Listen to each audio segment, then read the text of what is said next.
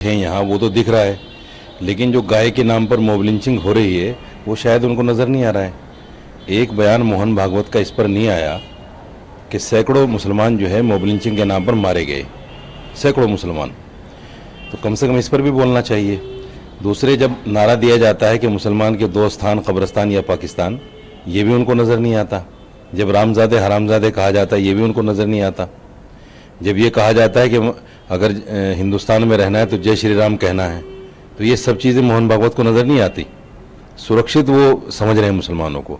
अगर यही सुरक्षा है तो फिर तो पाकिस्तान में और हिंदुस्तान में कोई फ़र्क नहीं रह गया, क्योंकि पाकिस्तान में मस्जिदों में बम फूट जाते हैं जी, और यहाँ भी मॉब लिंचिंग हो रही है, तो क्या फ़र्क है उसमें। मेरा मानना ये है कि हम अपने तौर पर इस बात को कहें कि भाई हम सुरक्षित हैं तो समझ में आती है ये बात, और है भी, इसमें कोई दो राय नहीं।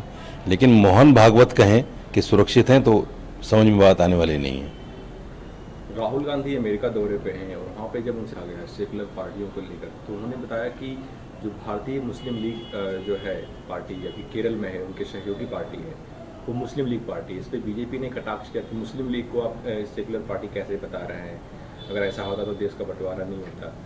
और तब कांग्रेस वाले ये कह रहे हैं कि ये लाल कृष्ण आडवाणी भी तो गए थे जिन्ना के मजार पे।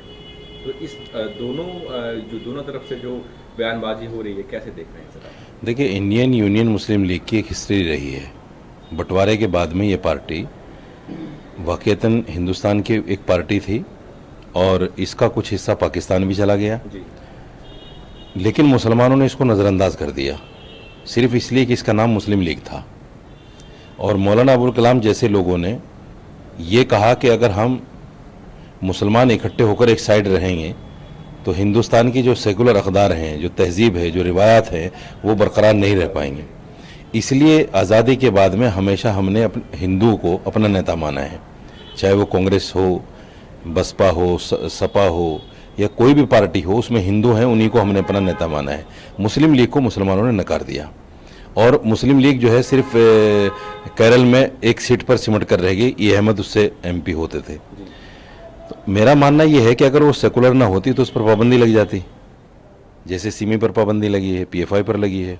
सेकुलर तो वो है, तो अगर राहुल गांधी ने उसको सेकुलर कहा है तो इसलिए कहा है कि हिंदुस्तान में उस पर कभी पाबंदी नहीं लगी, ना उसके बारे में कोई ऐसी इनपुट मिली है एजेंसियों की तरफ से कि उसके कार्यकर्ता या उसके पदाधिकारी जो हैं वो किसी ऐसी गतिविधि में लिप्त हैं जो राष्ट्रद्रोह में आती हो, देशद्रोह के उसमें आती हो।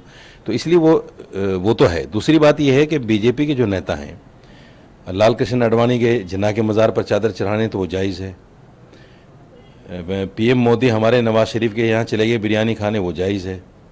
लेकिन राहुल गांधी अगर इंडियन यूनियन मुस्लिम लीग को सेकुलर कह दें तो सबको आपत्ति हो जाती है। देश आज ऐसे दोराहे पर खड़ा है कि जो मोदी कहें वो ठीक है, जो बीजेपी कहे वो ठीक है, बाकी जो लोग हैं अगर वो कुछ बात कहते हैं या तो वो देशद्रोही हैं या फिर किसी न किसी तरीके से उन पर एलिगेशन लगाकर उनको बदनाम किया जाता है। Thank you.